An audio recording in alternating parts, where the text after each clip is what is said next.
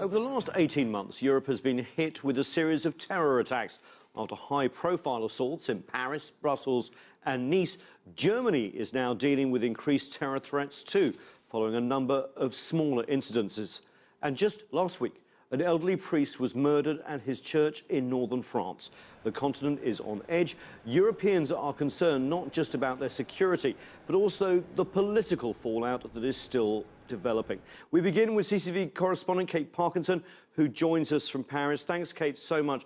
We've seen these terror attacks across Europe, obviously. What's the mood like on the continent? Well, people are understandably extremely concerned about the security situation here in Europe. Since June, there have been 7 attacks here in France. In the past 2 years, we've seen 14 attacks, killing more than 240 people, some of them, as you mentioned, very high-profile attacks. But in between, there have been much smaller but nonetheless deadly attacks taking place. Certainly when the French Prime Minister Manuel Valls said people in France may have to live with terrorism, he could have been speaking for the whole of the continent and for the United Kingdom. And this is very much the feeling across Europe, because intelligence agencies do warn that more attacks are expected, and the Islamic State terror group does release videos on a regular basis threatening to attack Europe. So it's certainly not a very comfortable position for people who are living here at the moment. And really this increase that we've seen lately in very low-tech, random but nonetheless deadly attacks is causing people to question whether their governments can tackle the terror threat or whether they're able to adequately discern who is a potential terror risk or who could potentially turn violent. Yeah, and of course Europe's been dealing with the migrant crisis as well. Are these attacks having much impact on Europe's immigration policy debate, although it is worth emphasising that not many of the new immigrants have been ever linked to the terror attacks? Well, you make a very good point, and it's something that the European leaders are keen to stress. The German Interior Minister has said that these recent attacks in Germany were not carried out by refugees who'd arrived in the past year or so. The same can be said of the attack in Nice, but it's not changing some people's perception that this tide of mass migration is not going to end well, and certainly the far-right parties are really capitalising on this. You only have to look at the situation in the United Kingdom, which last month voted to leave the European Union, to see that populism, nationalism and isolationism really are on the rise here in Europe. Yeah, you're touching on the political fallout. What is it going to be like for mainstream leaders like German Chancellor Angela Merkel, French President François Hollande, both facing elections, both hit in the polls, under pressure? Well, absolutely, and these really are the two leaders to keep an eye on, because they are the powerhouses of Europe, France and Germany, and both the French and German leaders are facing elections next year, so they will be put up to the public scrutiny in the ballot boxes. Certainly the position for both Hollande and Merkel is far from clear. Merkel very much changing her tune from being very welcoming towards refugees to being a bit more on the defensive now, saying that Germany does need to take a tougher stance on deporting people whose asylum claims have failed, and doing a better job at spotting people who are becoming radicalised. Equally here in France, the French president, well, he was already under the spotlight for his leadership and security policies following last year's attacks. That has only increased in recent weeks. And while his popularity is at a record low, the leader of the far-right Front National Party, Marine Le Pen, well, her popularity is soaring, and she's emerging as a very strong contender for next year's presidential elections. Very interesting. Thanks, Kate Parkinson from CCTV's Kate Parkinson, joining us there from Paris. And for much more, joining us now from Berlin is Volker Stanzel. He's a member of the European Council on Foreign Relations. He has extensive experience in German foreign policy. Also joining us from Paris is Asif Arif. He's director of the website Cultures and Beliefs, and he's the author of a soon-to-be-published book, France, Belgium, The Blurry Diagonal of Terrorism. And with me here in the studio is Matteo Garavoglia. He is an Italy Programme Fellow at the Brookings Institution, and he holds dual Italian and German citizenship. Welcome to the show, all of you. Let's go first to Berlin, Volker Stanzel. You've seen in Germany a number of more low-level attacks recently. Germany not normally the site of terrorism. How is Europe's biggest country faring? Well, you say Germany is not usually attacked. Of course, it has been attacked. There have been efforts by IS which have either been prevented by police or which just did not go off.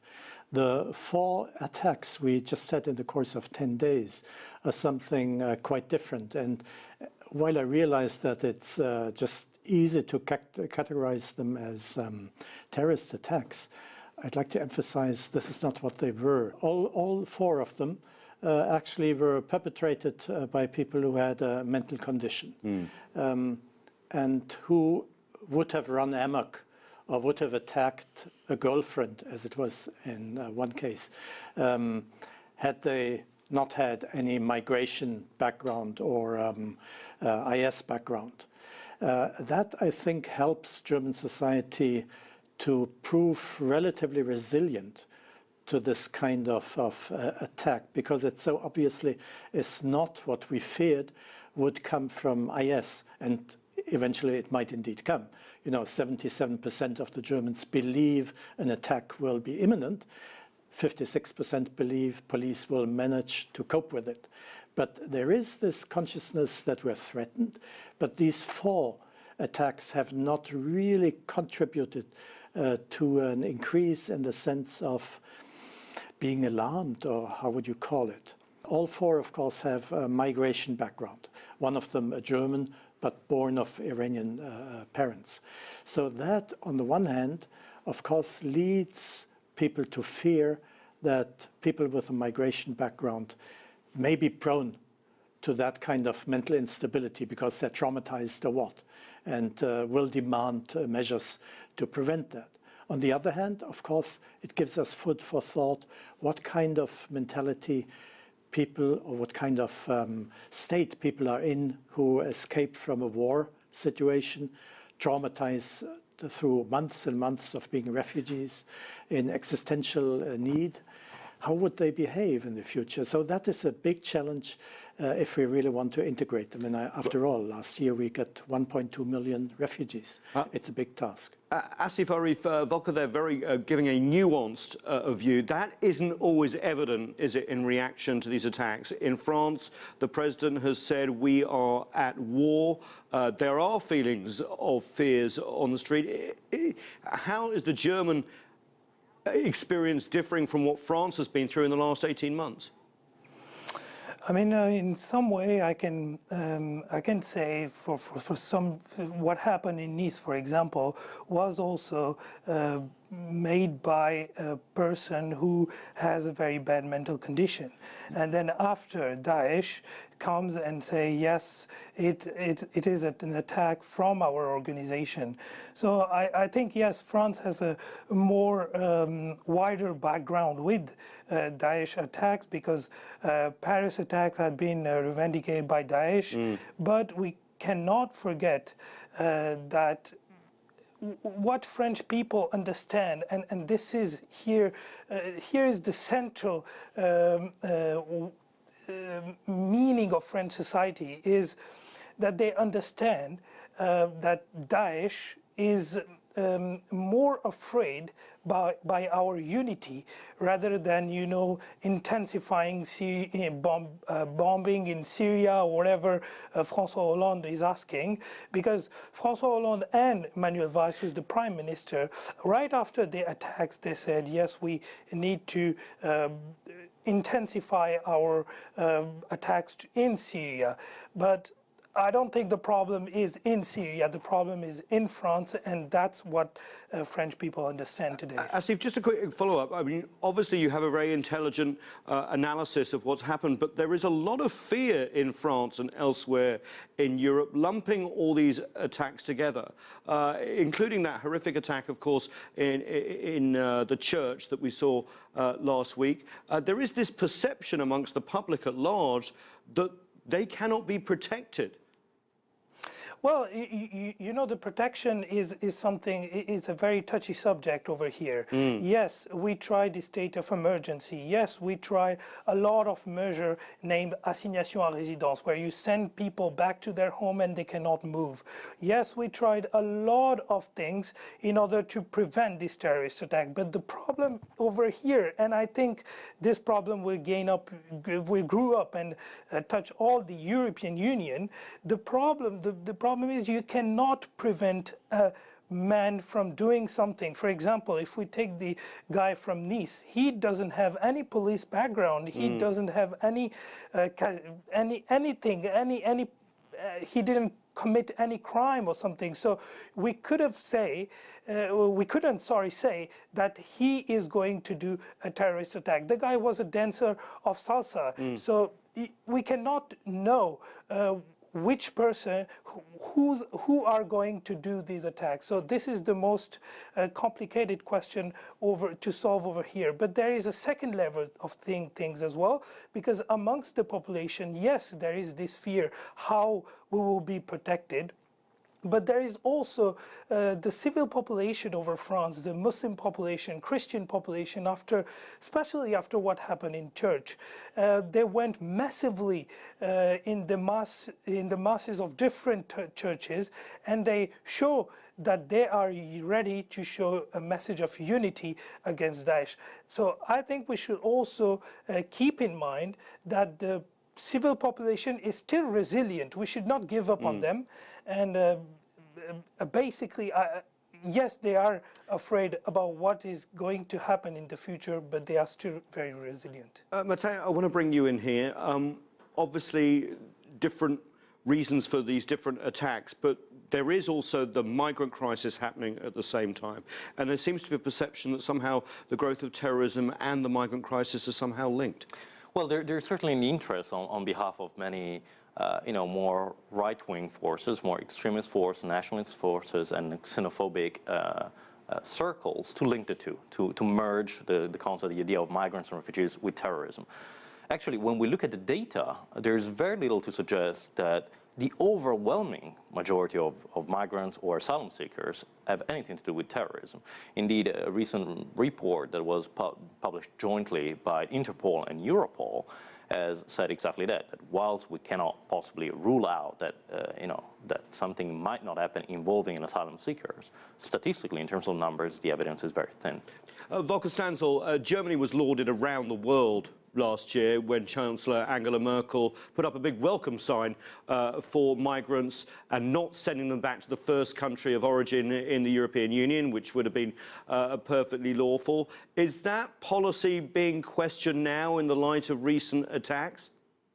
Yes, it is. But before I get to that, let me just make a remark on what Asif has said, because I really like his expression of society being resilient. And this is something I really admire looking at France, which is hit much more severely than German society is. The resilience of mainstream society. But at the same time, I observe in France that right after the attack on the church, this was turned by politicians into electioneering. And I think this is difficult. This is dangerous even. And I hope in Germany we can escape that temptation. Politicians will not fall for that temptation. Now, of course, when Angela Merkel said a year ago, we will manage to do that. Well, speaking of welcome culture, that was lauded around the world. And in Germany itself, nobody knew it would be 1.2 million. And nobody knew what it really meant to deal with this kind of influx. Only speaking in, let's say, bureaucratic organizational terms. So now we're confronted with a lot of problems. We're confronted with threats, like these traumatized young boys. We had incidents in the past, like on New Year's Eve in several German cities. Yes, like in Cologne. Volker, I just want to pick up. I just want to pick up on one point there. Was Germany not prepared for this? Because that seems to be a criticism that Germany hasn't been prepared for the migrant crisis, the influx of refugees, and could lead to resentment with incoming flows of people. That's a good question. It's good that you raised that. Of course, mentally Germany was prepared. Organizationally, it was not. And who could anyone be prepared for figures like the ones we were faced with, and which at the time when the Chancellor made that statement, she and nobody else really knew. I mean, this is an administrative problem, and to solve this administratively just takes time. At the same time, the Chancellor said last week in her press conference, we will manage that, and we already have managed a lot, which is true, but which also shows a lot still needs to be done. And that is where the right-wingers that Matteo has spoken about, of course, find a way to criticize the Chancellor. Right-wingers and actually also left-wingers. How can you not be prepared for that kind of onslaught of people who might be dangerous? And how can you say we will manage that? Welcome back to the show. We are talking about the recent spate of terror attacks that has Europe on edge this summer. And let's go back to Paris. Asif Arif, we ended the last block talking about the difficulties Germany has had in integrating migrants so quickly. What about Paris and France when it comes to monitoring terror threats? Because a lot of homegrown terrorists have come to the fore. It creates tremendous manpower to monitor these sort of threats. Can France do better, or is it doing enough already? Well, I think the problem over in France is not about, our refugees, as, for example, what Germany is facing. I mean, I don't think it's a proper problem, but whatever it's called, we don't have this type of issue. But I think in France, the problem is the integration of our communities, because the problem in France is the Republic, the French Republic, do not recognize any community. So they live into this ideal society where no one can define themselves by community, but they define themselves by being French. So this brings up in a huge way, a big debate on the concept of identity. And since this debate on the concept of identity start, then we face all this peculiar problem with the migrants. So extreme right wings, led by Marine Le Pen, will say we should cut all our links to the European Union while sitting in the European Parliament. She will so. We should stop having any migrants. We should close our borders. But this is not the way of dealing with things over here in France. I think we look after the pros and cons in our politic of integration and minority integration, and we should promote more diversity in our society, because it's totally possible. French is a very diverse society, and unfortunately, it doesn't seem like in the political speech that we are going to have more and more to talk about diversity, but we more and more have talk about background and history of France, saying, for example, Marine Le Pen saying that we belong to the Christian history, but we are not. French people do not want to talk about the past. They want to talk about the future, and the future of France is the diversity. We could spend 2 hours on the history of Europe and its peoples, but Matteo Garavoglia here in the studio. Is there a lesson then to be learned between the earlier waves of migration into Europe, particularly France in post-colonial days, and the ones we're seeing now? Asif suggested that the integration hasn't happened properly among that first wave and has led to resentments and some homegrown terrorists who are citizens now, but the children of immigrants a long time ago. Are there lessons to be learned here? I do believe there are, and here I think we can look at all this issue of handling the migrants or refugee crisis on a short-term, medium-term, and long-term. Integration is a long-term issue, and that is still, and it is likely to remain for the foreseeable future, a matter for national governments. So the integration policies that have been pushed forward over the years by the French government are entirely different from the ones that are being tried out in the United Kingdom, for instance, or in Germany, on the other hand. Well, the United States, for example, says it's much better at integrating immigrants than European powers. Is that true? I think we have to be careful with the semantics. The United States is a country of immigration, and in that respect, it does well. It is a country that traditionally has taken in relative terms, far less asylum seekers and refugees, actually, than most European countries. So it's two different things. Carry on. This is the long-term issue. So migration and integration of migrants, and that is for national governments to deal with. We also have short-term issues and medium-term issues. On the very short term, of course, the one thing that is crucial now is to secure and manage Europe's external borders, and good work has been done in that respect. We have a lot of stuff in the pipeline whereby by the end of the year we should have a brand new European border and coast guard in place. So I would expect that by the summer of 2017, next year, Europe's borders should be managed in entirely different ways, and that should be a significant step forward. That is something for 2016, early 2017. On the medium term, of course, what we need to look at is a radical reform of the common European asylum system.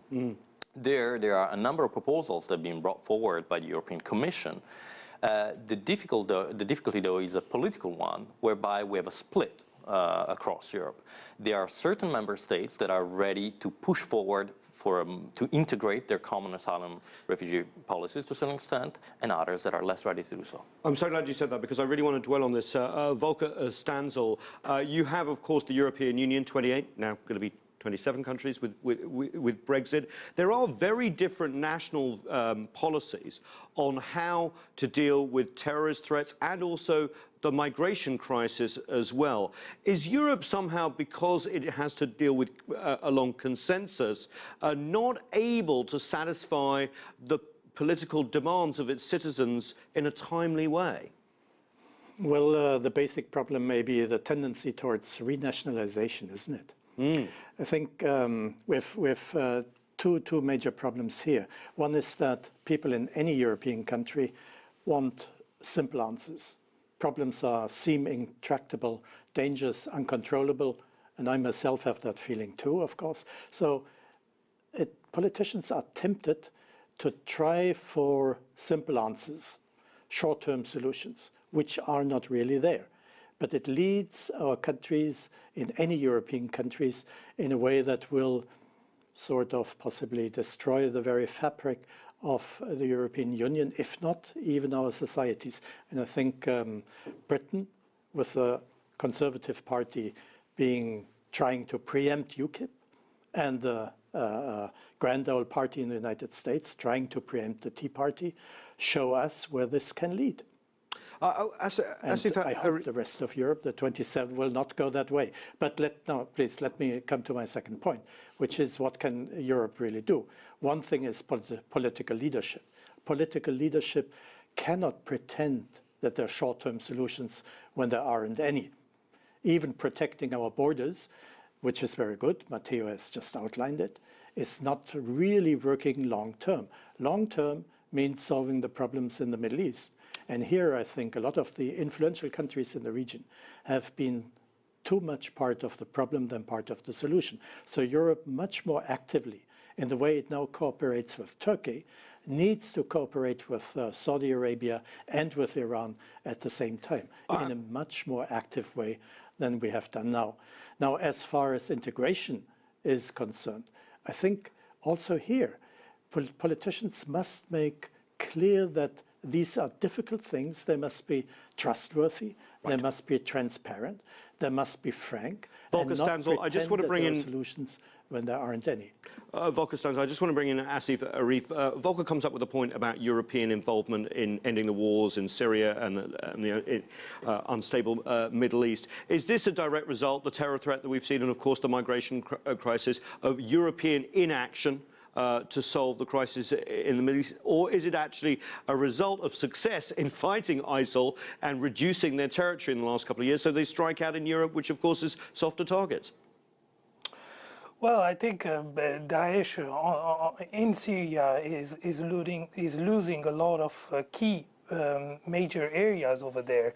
So basically, they understand, they really much understand that European Union is currently under Brexit, for example, which is destabilizing Europe. Rather they want to say yes or no, it is a big matter. So in that perspective, what leads to Daesh is because they are losing on the ground, they said, okay, let's go into the European Union and to destabilize their democracy. So, of course, the long-term solution seems to be the better one. The more implication in the Middle East in order to solve through our democratic arms, I mean, through diplomatic channels and through all the fairness and justice that we need to apply in this region in order to solve all this matter, because we have two types of solution over this crisis.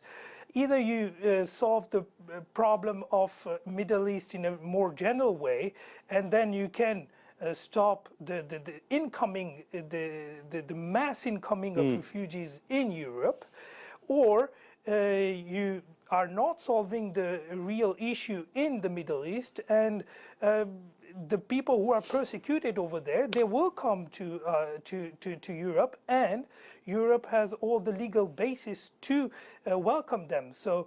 Right. I think this is you have to find a solution in these two options. Matteo, final word. Migration coming into Europe solved by beating ISIL on the battlefield, but also winning the war of ideas? Yes, it is about winning the war of ideas, and ultimately I think all this will be solved in Europe, not abroad. There is, of course, because of course there is the battle with ISIS and all that, and that's about fighting terrorism in the Middle East and so on.